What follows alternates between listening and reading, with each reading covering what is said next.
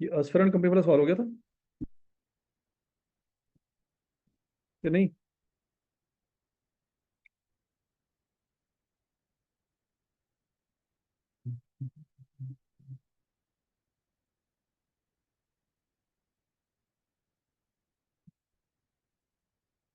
तो बोलो तो सही।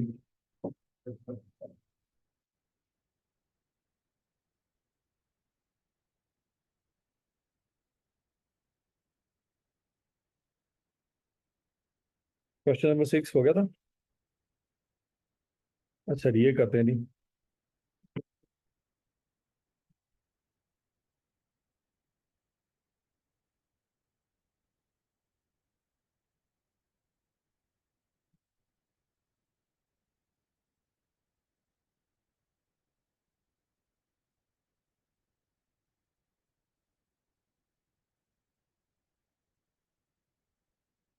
जिया कोड वाला करना सवाल।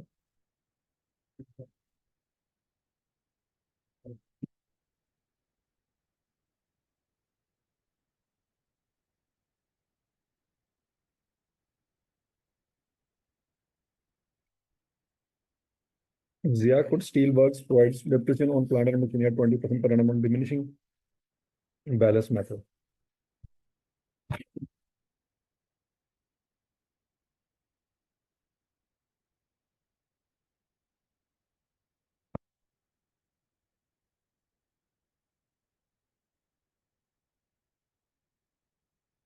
on 1 July 2012 the balance in the plant and machinery account and accumulated depreciation account was 712,000 and 240,000 respectively।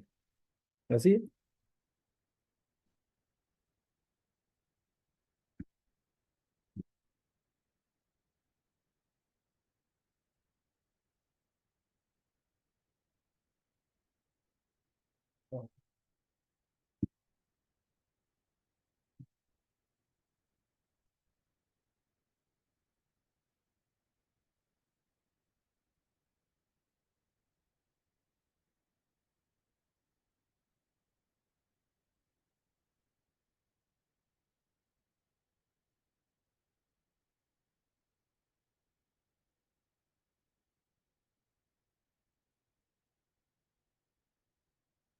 अच्छा जी।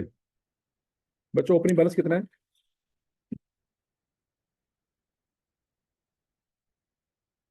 7,12,000 और 2,40,000। तो बच्चों जरा प्लांटर मशीन अकाउंट ओपन कर लें। शाबाश। ओपनिंग बैलेंस लिखें 7,12,000 और एक्यूमुलेटेड डेप्रिसिएशन में लिखें ओपनिंग बैलेंस 2,40,000।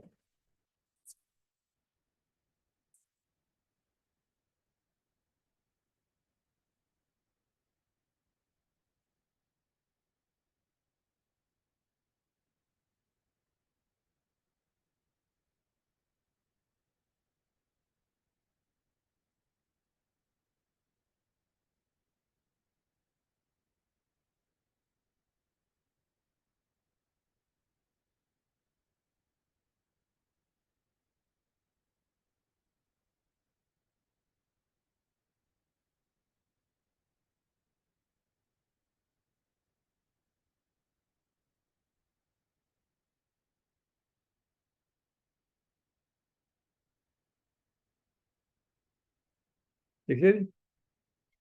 अच्छा जी, आपका साल कब शुरू हो रहा है बच्चों? ये कम जुलाई 12, खत्म कब होगा? 30 जून 13। ये आपने साल याद रखना है। A machine which was purchase on यकम जनवरी 2010 पर 1 lakh was sold on 31 March 2013 at 50,000। हम इस साल में खड़े हैं, ये दिमाग में रखना है। अब वो कह रहा है कि मशीन हमने परचेज की थी कब? 1 जनवरी 2010 को। कितने की ली थी? 1 लाख की। कब बेची? 31 मार्च 2013 को। कितने की बेची? 50,000 की। तो हमें सबसे पहला काम क्या करना है? 1 जनवरी 2010 से लेके 31 मार्च 2013 तक उस एसेट की हमने डब्ल्यूडीवी निकालनी है। ये बात समझ आ रही? तो जरा वर्किंग करें, शाबाश।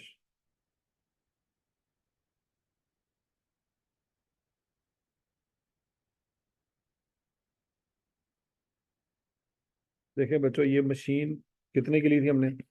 1 लाख की कब ली थी?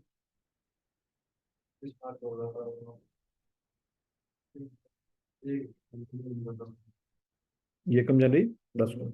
तो ये कितने महीने डेप्रिशिएट होगी पहले साल में?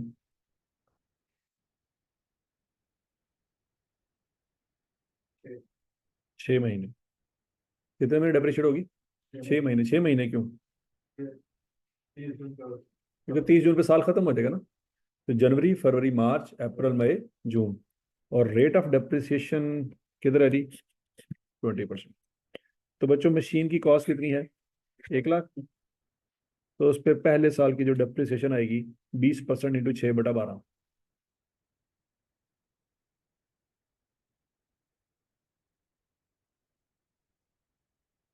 निकाले जरा आंसर क्या आता है?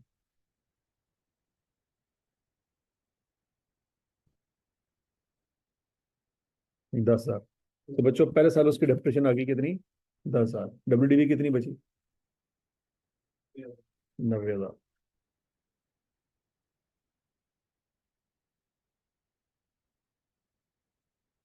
WDV कितनी बची? 90,000। अगले साल पूरे 12 महीने ये यूज होगा या 6 महीने? अगले साल पूरे 12 महीने यूज होगा। तो बच्चों 90,000 के लेंगे 20%, सीधा सीधा क्या आंसर आ जाएगा? 18,000। 18,000 माइनस करेंगे तो बच्चों WDV आ जाएगी।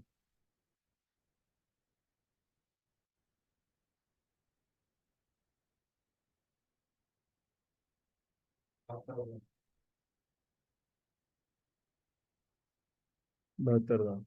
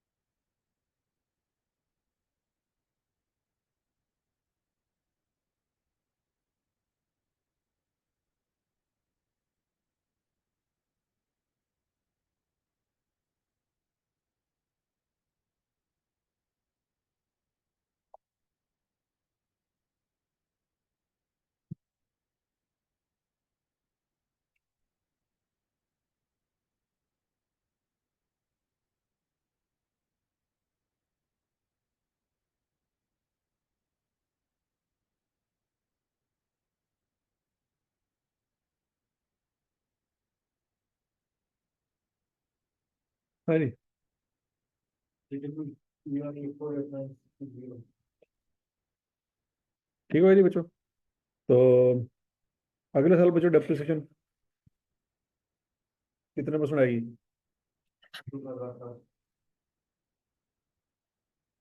ठीक हो गया। WDV कितनी बच जाएगी? 57,600। ठीक हो गया। अब ये जो 57,600 है ये किस दिन तक आप पहुंच चुके हैं? 30 जून 12 तक पहुंच चुके हैं। लेकिन मसला ये है कि 30 जून 12 को ये सेल नहीं हुई। ये सेल कब हुई है? 31 मार्च 13 को। तो अगला पूरा साल ये डेप्रिशिएट नहीं हुई। कितने महीने डेप्रिशिएट हुई? 9 मंथ। 9 मंथ। तो 9 मंथ का बच्चों आंसर कैसे निकालेंगे? 20% इंटू 9/12 करेंगे तो आंसर क्या देगा? 8640। और WDV क्या आ जाएगी? 48,960।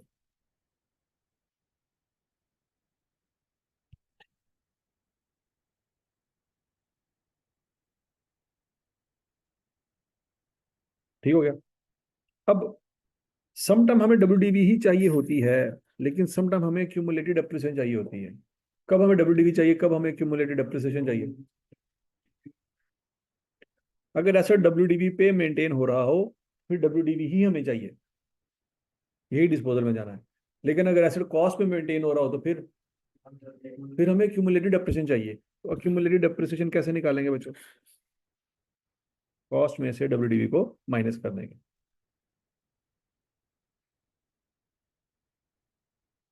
समझ आ गई बात। अच्छा, इस 51040 का क्या करें? इस 51040 को हम यहाँ पे एक्यूमुलेटेड डेप्रिसिएशन के अकाउंट में लिख लेंगे, वर्किंग नंबर 1 का नाम देंगे।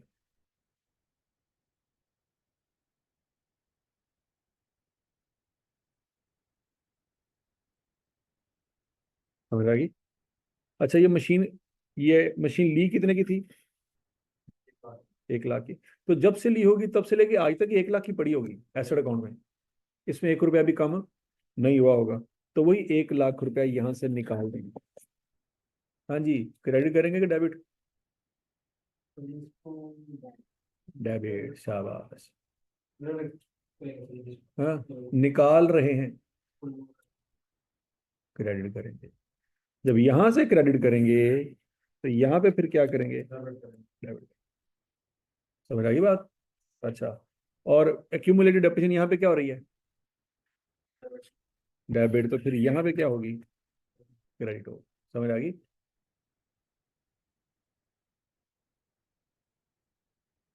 आज पहला दिन है। इंट्रो पढ़िए पहले। डेप्रिसिएशन कुछ कुछ आती है, रिड्यूसिंग बैलेंस मेथड। ठीक है।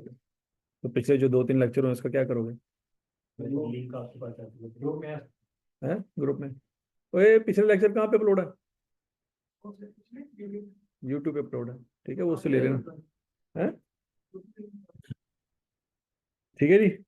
ये बच्चों एसेट की कॉस्ट आ गई इस साइड पे, और इस साइड पे एक्यूमुलेटेड डेप्रिसिएशन आ गई। ओके जी। अभी एसेट कितने का बेचा था? 50,000 का बेचा था। तो ये 50,000 कहाँ लिखेंगे? किस किस साइड पे?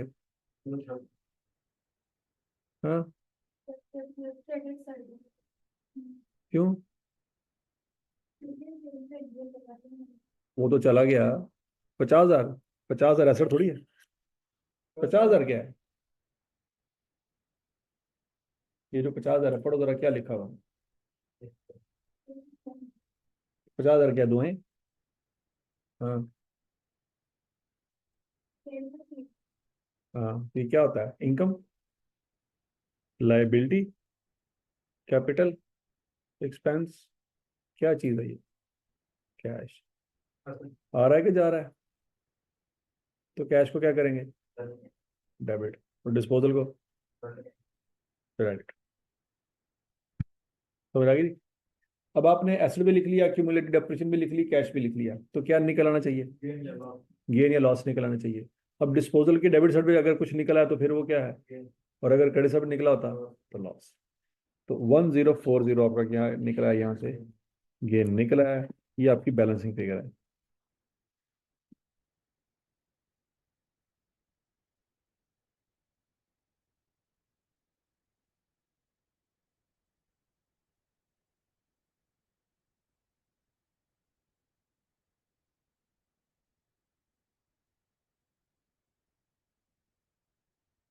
समझ आ गई बात की। अच्छा, सवाल यहाँ पे खत्म नहीं हुआ। फिर वो आगे कहता है only one new machine was purchase during the year ended 30 June 2013 costing 60,000। कितने का लिया जी? अच्छा, the machine was received in factory on 1 October 2012 and was installed on यकम जनवरी 2013। अब सोच समझ के जवाब देना। ये मशीन कितने की ली थी? 60,000 की। कब ली थी? 1 अक्टूबर की। अब 1 अक्टूबर को ये मशीन फैक्ट्री में आ गई थी। आ गई थी कि नहीं आ गई थी? तो मशीन को डेबिट कब किया होगा हमने? कब, किस तारीख को? 1 अक्टूबर को। हम बच्चों मशीन को क्रेडिट डेबिट करेंगे यहाँ पे 1 अक्टूबर को, ऐसे ही है। अब बोलो तो सही। लेकिन डेप्रिसिएशन किस दिन से चार्ज करेंगे? हैं? जिस दिन वो मशीन अवेलेबल फॉर यूज हुई है। अब उसने तो नहीं बताया अवेलेबल फॉर यूज कब हुई है, तो हम समझेंगे कि जिस दिन इंस्टॉल हुई है उस दिन अवेलेबल फॉर यूज थी। देखिए, अगर आपने एसी बाय कर लिया है और कमरे में पड़ा हुआ है, साल पड़ा रहे, अवेलेबल फॉर यूज नहीं है। अवेलेबल फॉर यूज कब होगा? जब वो इंस्टॉल होगा। इंस्टॉल होगा तो उसको चलाएंगे। कमरे में पड़े पड़े एसी को, नीचे जो सोफे पे एसी पड़ा उसको नहीं चलाना शुरू कर देंगे। और समझ आ रही बात। ये 1 अक्टूबर को मशीन आ गई थी आपके पास, लेकिन मसला क्या था? इंस्टॉल नहीं हुई थी। इंस्टॉल कब हुई है? ये कम जनवरी को। तो इस साल में ये कितने महीने चली होगी? 6 महीने। तो इसकी डिप्रेशन कितने महीने की आनी चाहिए? 6 महीने की। तो बच्चों आपने जो वर्किंग करनी है ना वो ये है कि इस साल की डिप्रिसिएशन निकालनी है। फॉर्मेट वही है जो कल परसों आपको पढ़ाया था। चलिए शाबाश निकाल लें।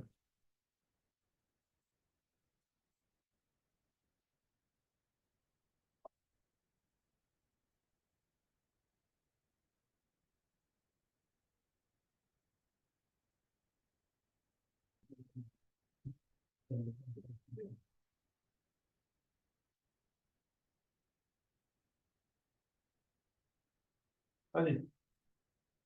हो गया सर? Yes sir. क्या है?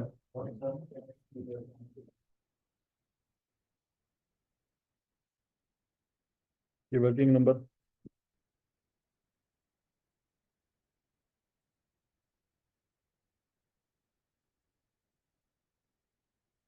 हाँ जी। Calculation of depreciation expense for the year 2013। सबसे पहली लाइन बच्चों क्या होगी? Opening WDV of all assets. ये कैसे निकालेंगे? सवाल में तो नहीं दी हुई। सवाल में उसने आपको कॉस्ट दी हुई है और अक्यूमुलेटेड डेप्रिसिएशन दी हुई है। कॉस्ट में से अक्यूमुलेटेड डेप्रिसिएशन को माइनस करेंगे, क्या आ जाएगा? 4,72,000। फिर उसमें से opening WDV of disposal minus करेंगे, वो क्या आ जाएगी?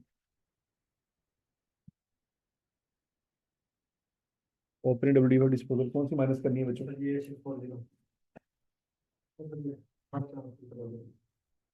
57,600। ये ओपनिंग डब्ल्यूडीवी 57,600 माइनस करेंगे, हवाला देंगे वर्किंग नंबर 2 का। तो जो आंसर बच जाएगा वो क्या होगा? Opening WDV of assets use for 12 months. ठीक हो गया? अब डेप्रिसिएशन एक्सपेंस,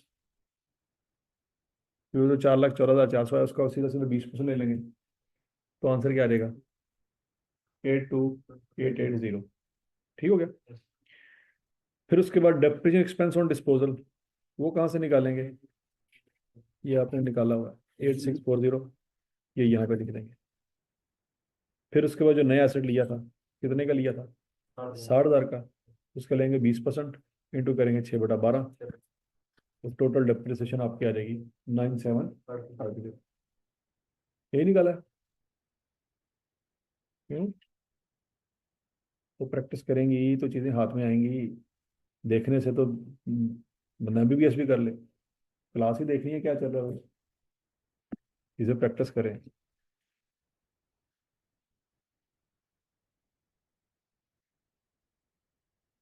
तो डेप्रिसिएशन एक्सपेंस आ जाएगी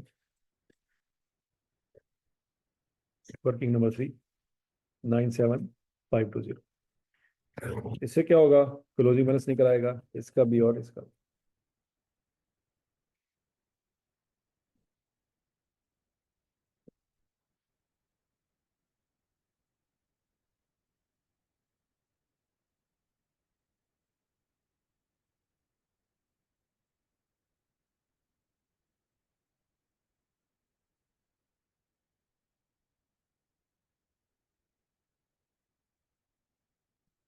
समझ आ गई थी?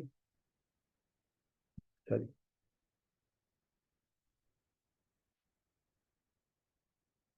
उसके बाद है एक्सचेंज ऑफ एसेट का टॉपिक।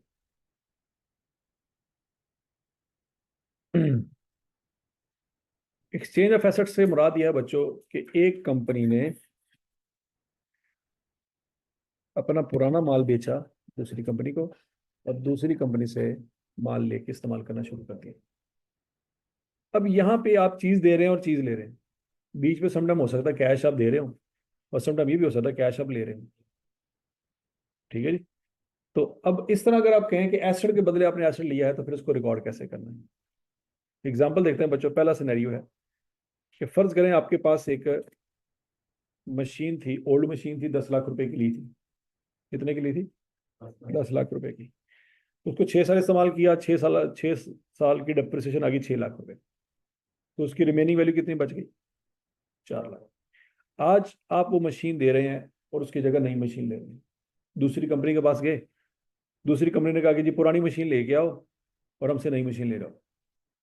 ठीक है जी। तो दूसरी मशीन जब आप लेने गए तो उस मार्केट में पहले आपने उसका रेट पता करवाया, कितना रेट था? 12 लाख। और आपने 15 लोगों से जाके पूछा, सब ने यही कहा कि 12 लाख है। आपने कहा यार कोई कमी कर लो, उनका जी भाईजान कोई कमी नहीं। तो इसका मतलब ये हुआ कि जो उसकी लिस्ट प्राइस है वही फेयर वैल्यू। लिस्ट प्राइस क्या होती है?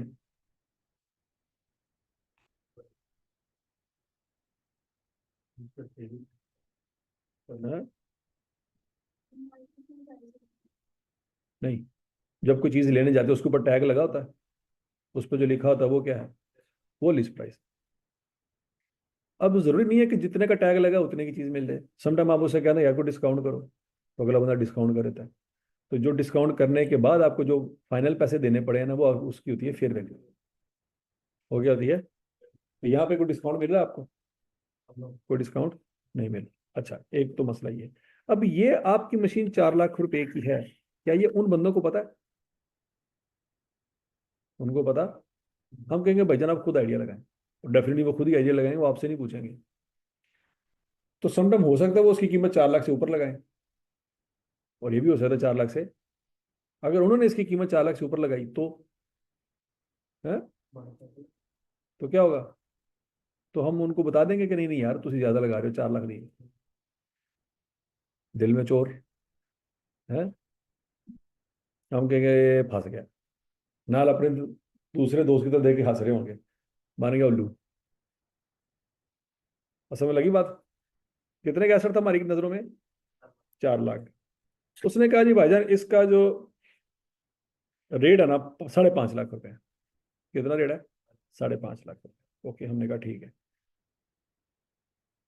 और हमने उसको दिया 6 लाख रुपया मजीद।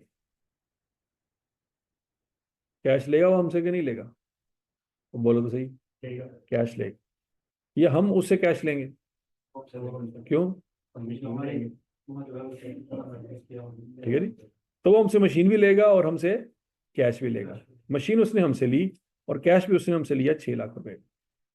अब सवाल मेरा आपसे ये है कि उसकी नजरों में उसकी मशीन की कीमत तो 12 लाख है, लेकिन आपको वो मशीन, नई वाली मशीन कितने की पड़ी? 12 लाख की पड़ी। सोचो।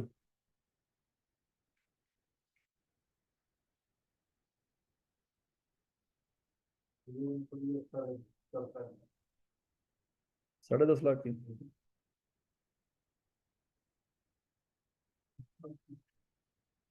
सोच लो, शाबाश, सारे अकल इस्तेमाल करो, ये कॉमन सेंस है।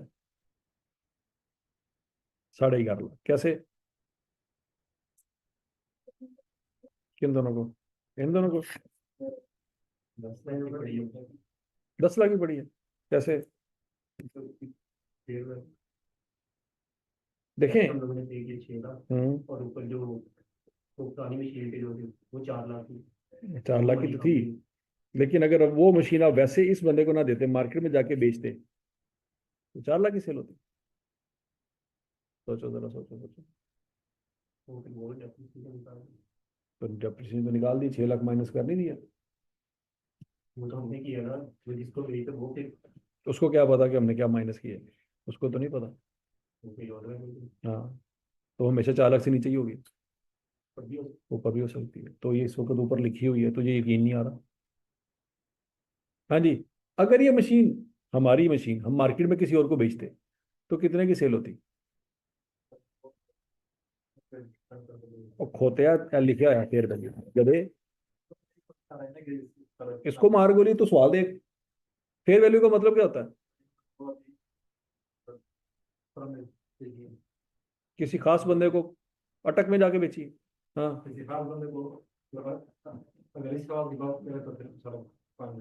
है?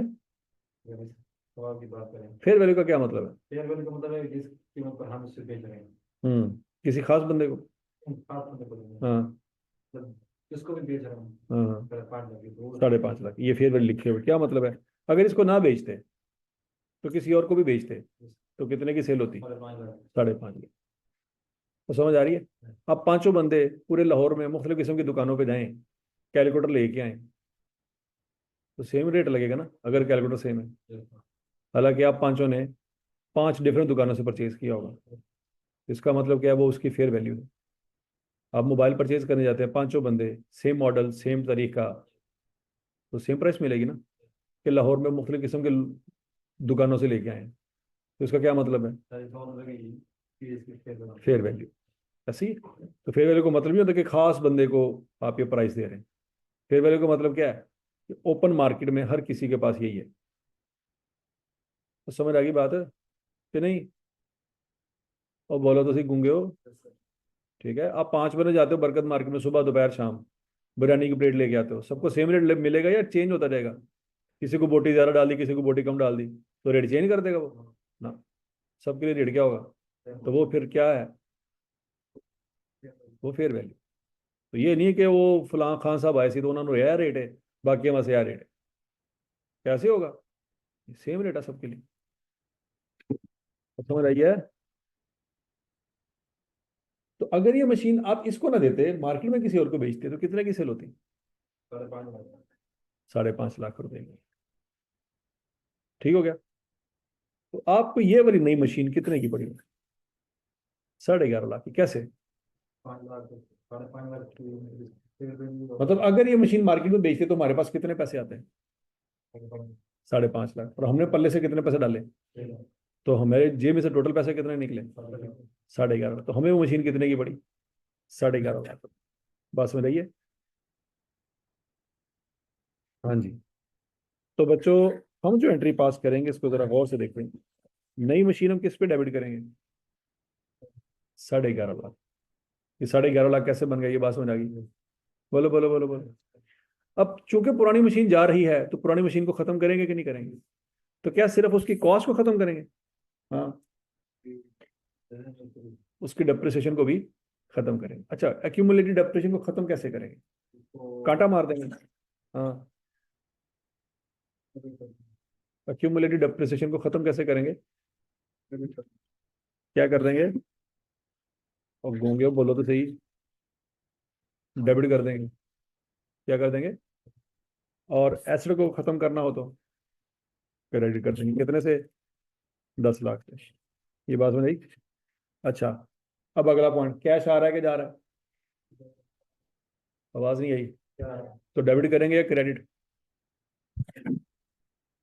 क्रेडिट करेंगे। तो जब आप दो डेबिट कर लेंगे और दो क्रेडिट कर लेंगे, तो बीच में से गेन या लॉस निकल आएगा। अब कितना गेन निकला? ये 1.5 लाख का गेन कहाँ से आया? सोचो जरा। 1.5 लाख का गेन कैसे आया?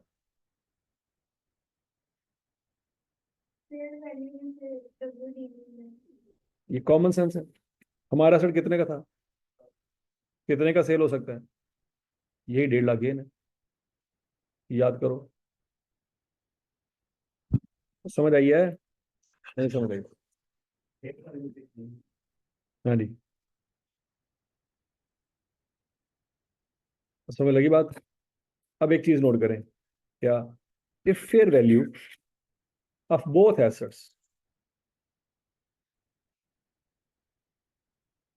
if fair value of both assets are given and reliably measurable,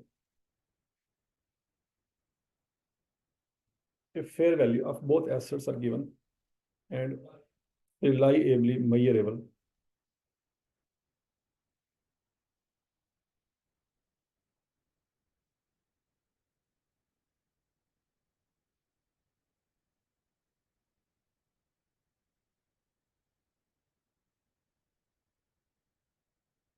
if fair value of both assets are given and reliably measurable, then we will always prefer fair value of asset given up या old asset.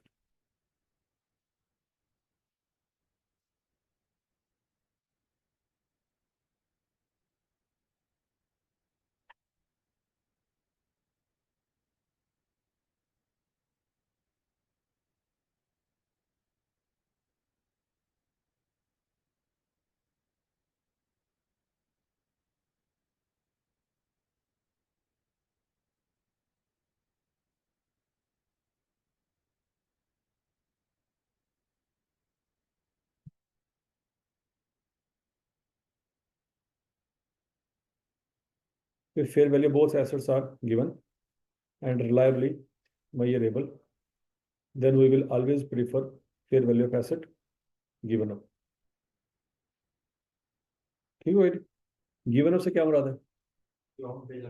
जो हम asset बेच रहे हैं। इस सवाल में दोनों की फेयर वैल्यू थी, किस किस की? न्यू की भी थी, और तो हमने नई मशीन को 12 लाख पे रिकॉर्ड नहीं किया, हालांकि नई मशीन कितने की थी, इसके बावजूद हमने 12 लाख पे रिकॉर्ड किस पे किया? ये 11.5 कैसे बना? जो हम मशीन बेच रहे हैं उसकी फेयर वैल्यू और है जो कैश पे, ठीक है जी। तो जो हम अपनी एसेट मशीन बेच रहे हैं उसकी फेयर वैल्यू प्लस जो कैश पे किया वो जमा करेंगे। तो समझ आ गई बात? अब बच्चों अगला सिनेरियो है, हमारे पास एक मशीन थी 10 लाख रुपए की। कितने की थी? 10 लाख रुपए की। उस पर एक्यूमुलेटेड डेप्रिसिएशन चार्ज हो चुकी थी 4 लाख रुपए की। WDV कितनी है? 6 लाख।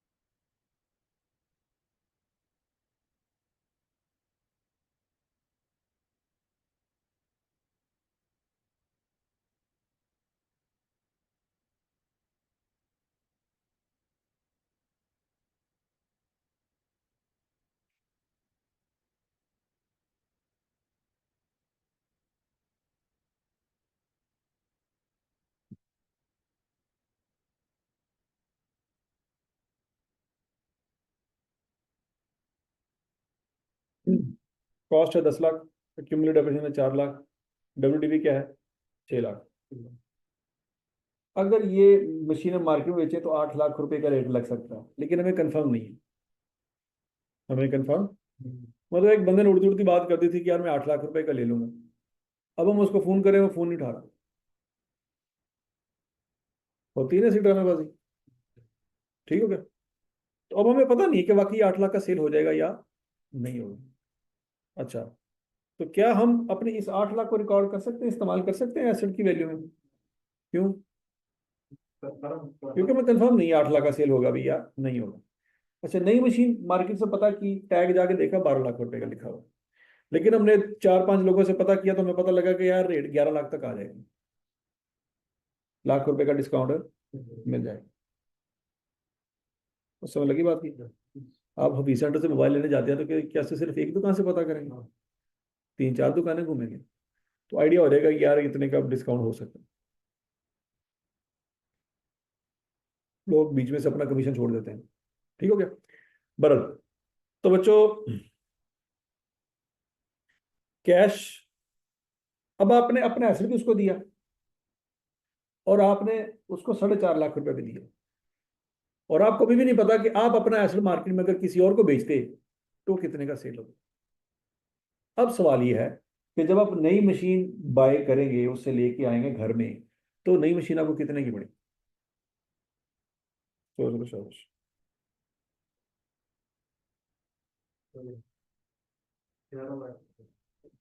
अब आपको नई मशीन कितने की पड़ेगी? 11 लाख। अब बोलो तो सही। हाँ, अब आपको नई मशीन कितने की पड़ेगी? 11 लाख रुपए। अब आप अपनी मशीन की फेयर वैल्यू को नहीं कंसिडर करेंगे। क्यों? क्यों नहीं कंसिडर करेंगे? क्योंकि हमें नहीं पता ये इतने का सेल हो भी सकता था या नहीं। अब बच्चों आप नई मशीन कितने पे डेबिट करेंगे? 11 लाख। पुरानी मशीन की क्यूमुलेटिव डेप्रिसिएशन को क्या करेंगे, खत्म।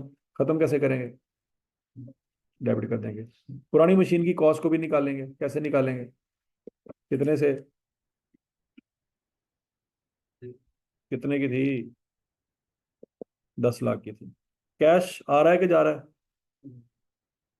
तो क्या करेंगे, क्रेडिट कर देंगे। तो गेन या लॉस निकालें, जल्दी करके।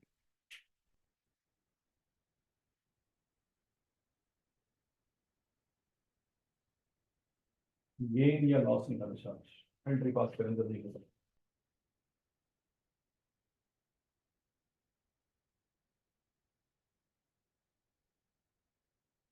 हाँ जी।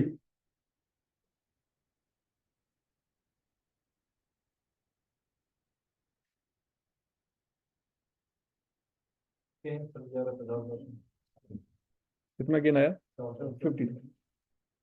अब ये कैसे आया,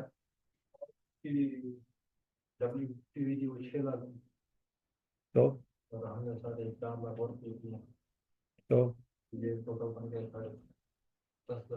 हम्म हम्म तो 50,000 का गेन आया। यहाँ तक की बात लगी। अच्छा, ट्रेड अलाउंस का एक कंसेप्ट होता है, ये आपने याद रखना है।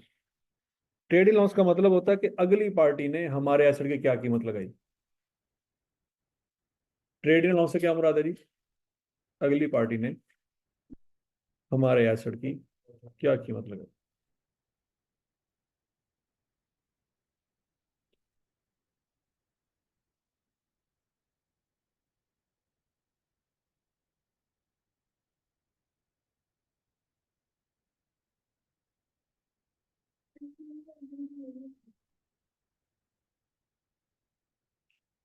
The market value of our asset.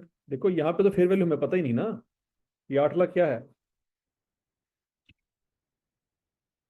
लेकिन फिर भी अगली पार्टी ने कोई ना कोई कीमत तो लगाई होगी, क्योंकि उसने हमारा ये मशीन रखी है तो हमें मशीन दी है। वो जो फेयर वैल्यू है वो तो किसी और को मार्केट में जाके बेचेंगे तो शायद वो लेगा ही नहीं। जैसे मोल्टी फोम का गद्दा है, मार्केट में कोई परचेज करने को राजी नहीं है, लेकिन मोल्टी फोम वाले ले लेंगे। नहीं समझ आई, मोल्टी फोम वाले कहते हैं जी पुराना गद्दा लेके आओ, कुछ पैसे दो और नया गद्दा ले जाओ। या आईफोन वाले हैं, वो कहते हैं पुराना आईफोन लेके आओ, कुछ पैसे दो और नया आईफोन। लेकिन पुराना आईफोन आप सैमसंग को बेच सकते हैं, वो क्यों लेगा, समझ लगी। तो आपकी वो चीज हो सकता है कोई और ना ले रहा हो, सिर्फ वो कंपनी ले रही हो। तो वैसे तो मार्केट में बेचेंगे तो पता नहीं 8 लाख रुपए मिलेगा भी कि नहीं मिलेगा, लेकिन ये वाले तो ले रहे हैं ना हमसे एसेट, तो इन्होंने कोई ना कोई कीमत तो लगाई होगी।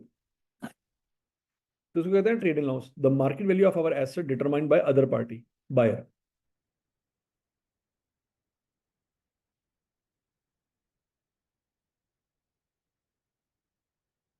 तो इसका फार्मूला होता है जी, cost of new asset minus cash paid.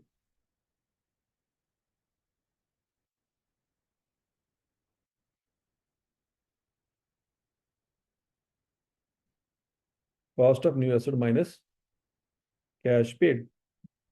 नया एसेट में कितने का पड़ा, नहीं, 11 लाख। हमने कितने पैसे दिए, और खोत्या 4.5 लाख। तो 11 लाख की चीज वो हमें दे रहा है, हमसे 4.5 लाख रुपए कैश ले रहा है। तो इसका मतलब है बाकी पैसे वो क्या कर रहा होगा, उस मशीन के लगा रहा होगा जो उसने हमसे ली।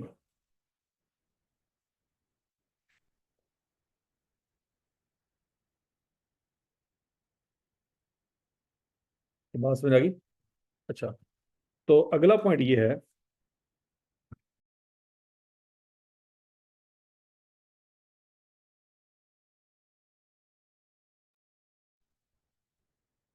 कि भाई अब जरा देखें, अब अगली पार्टी ने हमारे एसेट की वैल्यू क्या लगाई है, वो क्या लगाई है, आवाज नहीं आई, 650। जबकि हमें पता है कि हमारा एसेट कितने का है। तो फायदा हुआ नुकसान हुआ, फायदा कितना हुआ, 50,000। ये बात लगी। वैसे हमने गेन लॉस का फार्मूला पढ़ा हुआ था, अगर आपको याद है। वैसे हमने गेन लॉस का फार्मूला पढ़ा हुआ था, सेल प्रोसीड माइनस डब्ल्यूडीवी, याद है। आज इस फार्मूले में सेल प्रोसीड की जगह आ जाएगा trade in allowance, trade in allowance minus WDV.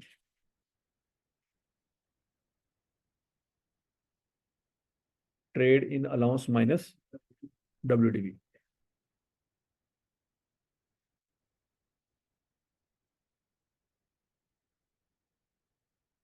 समझ आ गई सबको?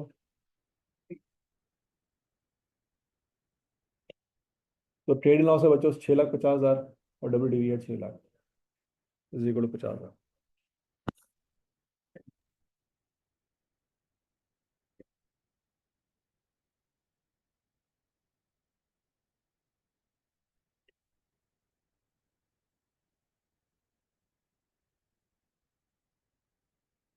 अब बच्चों अगला पॉइंट है,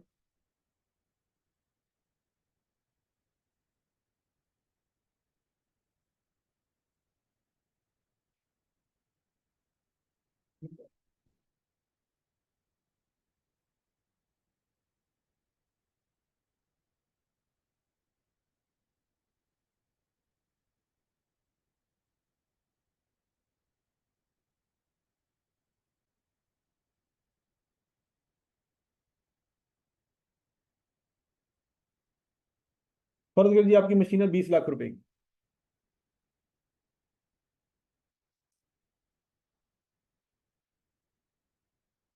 मशीन कितने की है? 20 लाख। डेप्रिशिएट हो चुकी है 8 लाख रुपए की। WDV कितनी है? 12 लाख।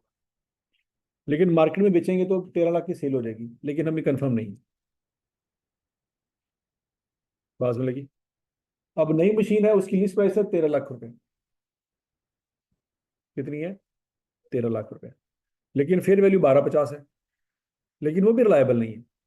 किसी को 12 लाख का भी बेच देता है, किसी को 11 लाख का भी बेच देता है, किसी को 13 लाख का भी बेच देता है। जो जहां पे फंसता है उसको बेच देता है। तो इसका मतलब है उसकी फेयर वैल्यू हमें कंफर्म, ना अपनी फेयर वैल्यू कंफर्म है, ना उसकी फेयर वैल्यू कंफर्म है। तो फिर अब क्या करें?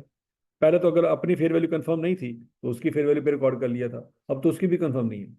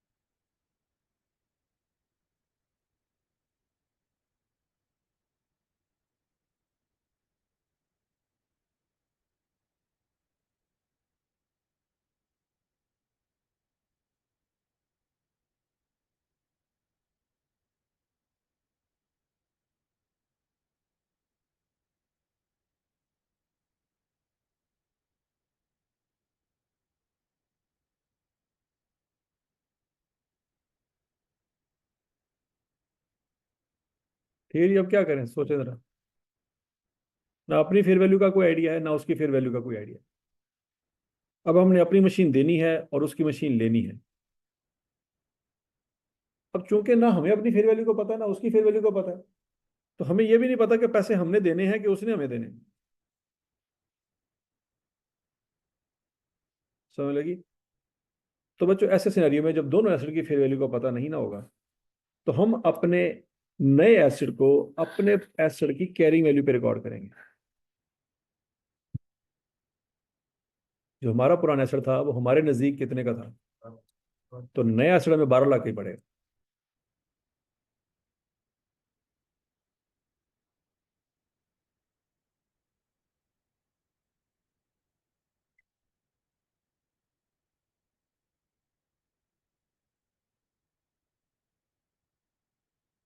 हाँ जी, न्यू मशीन किस पे डेबिट करेंगे? 12 लाख पे। एक्यूमुलेटेड डेप्रिसिएशन को खत्म करेंगे 8 लाख से। ओल्ड मशीन हमारे पास जो पड़ी हुई थी उसकी कॉस्ट कितनी है? 20 लाख, उसको खत्म करेंगे। लेकिन बच्चों इस सिनेरियो में कोई गेन लॉस नहीं होगा। क्यों नहीं होगा? क्योंकि हमें पता ही नहीं है हमने मशीन कितने की ली है और कितने की ली है। और हम, हमारी किताबों में जो पुरानी मशीन की जो औकात थी, नई मशीन उसी पे रिकॉर्ड हुई है।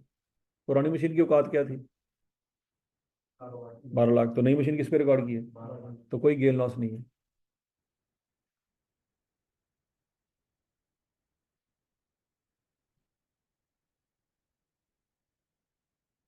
समझ आ गई?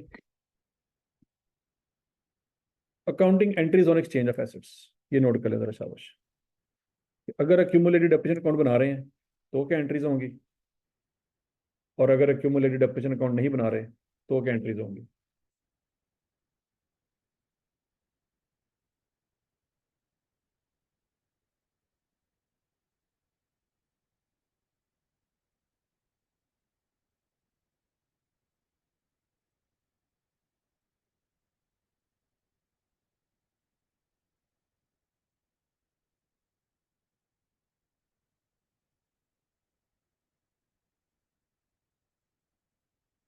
वो कर लिया। अगर कोई एक्यूमुलेटेड डेप्रिसिएशन अकाउंट नहीं बन रहा होगा, इसका सीधा सीधा मतलब ये है कि आपका एसेट अकाउंट डब्ल्यू में मेंटेन हो रहा है। ठीक हो गया? आप उस एसेट को निकालेंगे, डिस्पोजल में ट्रांसफर कर देंगे। फिर जब नया एसेट आएगा तो उसको एसेट अकाउंट में रिकॉर्ड करेंगे। ऐसी है। लेकिन मसला ये है, जो नया एसेट आया है वो 11 लाख रुपए का कैश नहीं आपने पे किया। अगर तो 11 लाख रुपए का कैश पे किया हो तो एसेट अकाउंट में 11 लाख रुपए लिखेंगे, साथ कैश लिख देंगे। ऐसी है? लेकिन 11 लाख रुपए का एसेट आया तो है, लेकिन कैश 11 लाख रुपए का नहीं गया। कैश कितना गया है? 4.5 लाख। बाकी का जो 6.5 लाख रुपया है वो डिस्पोजल में जाएगा। क्यों? क्योंकि वो उस एसेट के अगेंस्ट आपको वैल्यू मिल रही है जो एसेट शुरू में आपने डिस्पोजल में डाल दिया। 6 लाख का एसेट आपने डिस्पोजल में भेजा, उसके अगेंस्ट 6.5 लाख रुपए का एसेट आपने डिस्पोजल से निकाला। तो जब डिस्पोजल में 6 लाख गया और 6.5 लाख रुपए क्रेडिट साइड पे आया, तो ऑटोमेटिकली वहां पे क्या हो जाएगा? 50,000 रुपए का गेन निकल आएगा। समझ आ गई बात? अगर 6 लाख रुपए का एसेट गया डिस्पोजल में, लेकिन वहां से आने वाला जो एसेट था वो 5.5 लाख का था, तो फिर क्या हो जाएगा? लॉस हो जाएगा। तो लॉस की एंट्री क्या हो जाएगी बच्चों? Loss debit disposal credit. समझ आ गई? और अगर आप अक्यूमुलेटेड डेप्रिसिएशन अकाउंट बना रहे हैं तो फिर disposal debit, old asset credit निकाला, फिर एक्यूमुलेटेड डेप्रिसिएशन डेबिट और डिस्पोजल क्रेडिट वो भी खत्म कर दी। फिर नया एसेट डेबिट 11 लाख पे। लेकिन वंस अगेन उसका कैश तो नहीं पे किया था 11 लाख रुपए का। कैश कितना पे किया? 4.5 लाख। बाकी 6.5 लाख रुपए कहाँ जाएगा? डिस्पोजल में। और वहां से फिर क्या निकल आएगा? गेन या लॉस। ये एक्सचेंज ऑफ एसेट की एंट्री है। समझ आ गई बात?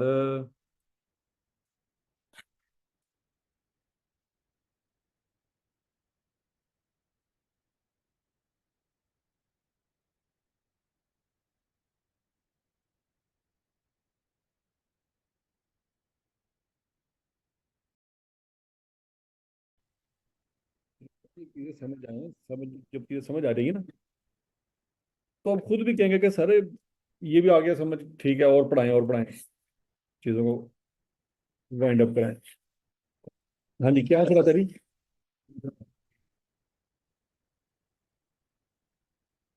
इसमें तो लॉस आ रहा है। नई मशीन, नई मशीन कितने की पड़ी? नई मशीन पड़ी 13,000। कैसे भला?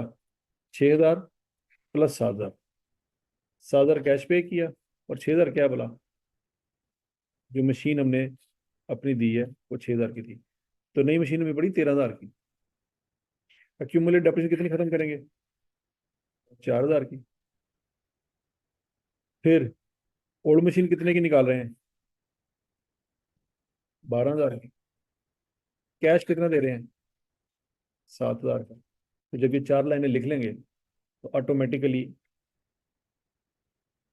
लॉस आ जाएगा। लॉस कितना आ जाएगा? 2,000।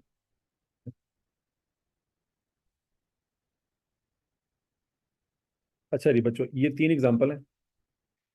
ये पहली एग्जाम्पल है और इसके साथ पहली लाइन है। In case of transaction one, fair value of both assets are reliably measurable. पहले वाले एसेट की फेयर वैल्यू भी रिलायबली मयरेबल है और दूसरे वाले की भी रिलायबल है। ठीक हो गया? अच्छा, अगर कैश रिसीव किया है तो बच्चों पॉजिटिव लिखा होगा, और अगर कैश पे किया है तो नेगेटिव लिखा होगा। फिलहाल आपने कॉलम नंबर 1 को दे के निकालना क्या है जी, अकाउंटिंग एंट्री पास करनी। 6 नंबर का सवाल है, जल्दी करें। हैं? कि लाइट गई तो बैग बंद कर लो, बाहर इशा होना पड़ी है।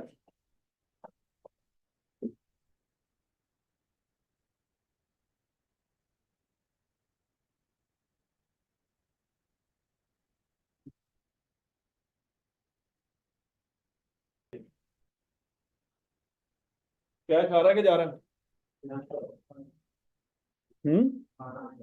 तो क्या डेबिट डेबिट करेंगे कि क्रेडिट? डेबिट करेंगे, कितने से?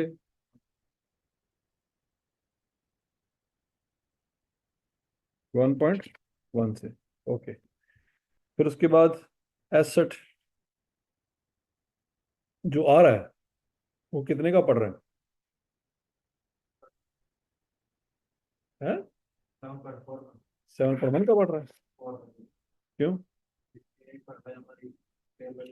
हमने अपने एसेट की फेयर वैल्यू देखनी है, इसकी नहीं देखनी। पहली एग्जांपल याद करें। पहली एग्जांपल याद करें, यहाँ पे कुछ लिखवाया, नोट पढ़े जरा।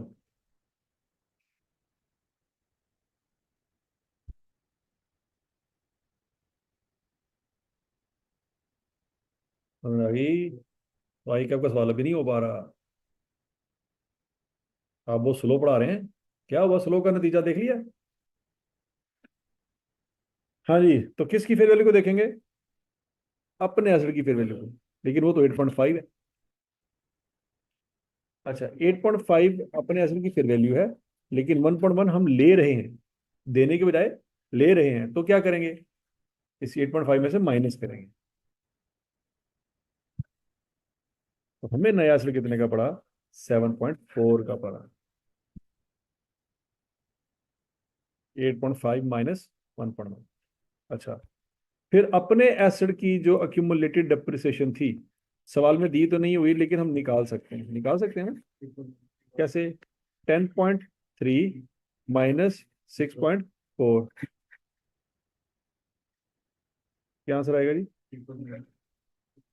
3.9। तो बच्चों 3.9 को भी हम खत्म करेंगे। Accumulated depreciation debit, new asset debit, accumulated depreciation debit, cash credit. और जो पुराना एसेट था हमारा, कितने का था? 10.3 का, इसको भी खत्म करेंगे। तो 10.3 से ओल्ड एसेट क्रेडिट, तो यहाँ पे हमारा गेन आ जाएगा कितना? 2.1।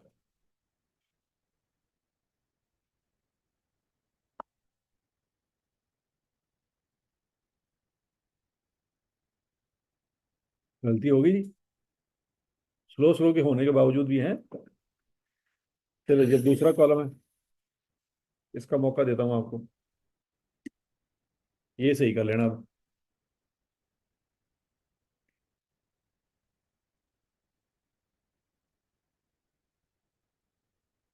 हाँ जी,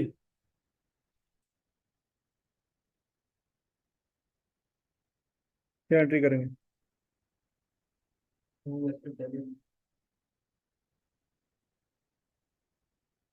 कितने से?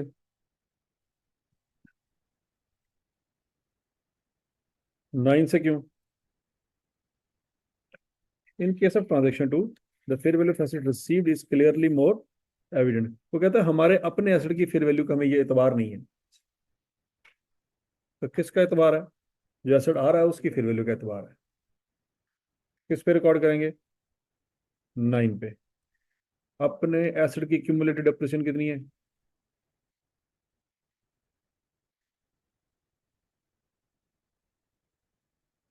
5.1।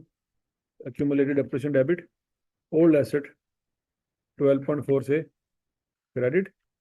कैश आ रहा है कि जा रहा है? जा रहा है, तो कैश भी क्रेडिट। तो लॉस निकल आएगा कितना?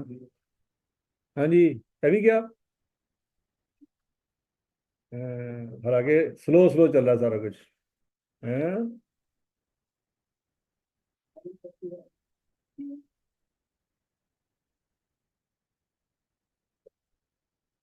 तीसरा, ये भी कर ले जरा, स्पीड मारे।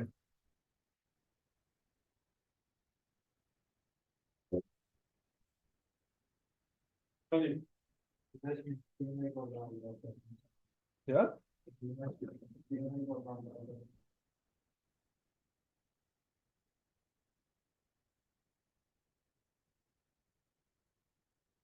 हाँ जी। हम बच्चों नए एसेट को कैरिंग वैल्यू पे रिकॉर्ड करेंगे। किस पे रिकॉर्ड करेंगे? कैरिंग वैल्यू पे। लेकिन पैसे आ रहे हैं कि जा रहे हैं? पैसे आ रहे हैं।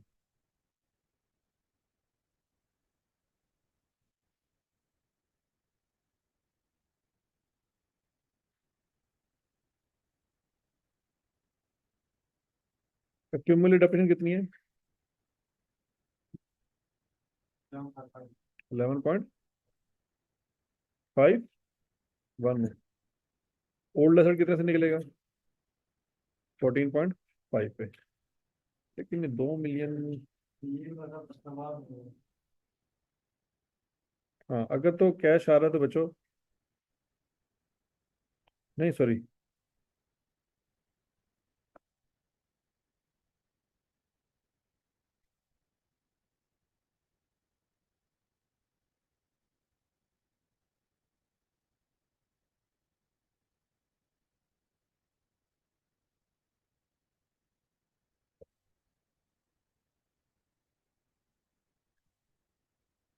कैश, मेरा ख्याल है पे किया।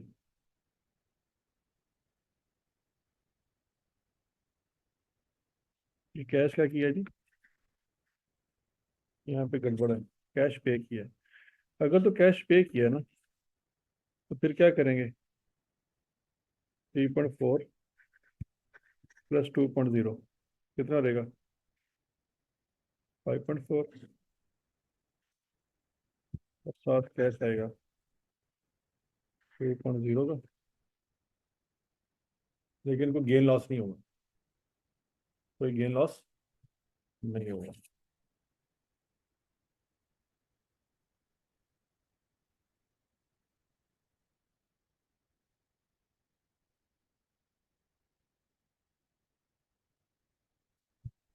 तो मेरा की बात की। चलो जी, आज के लिए इतने काफी है।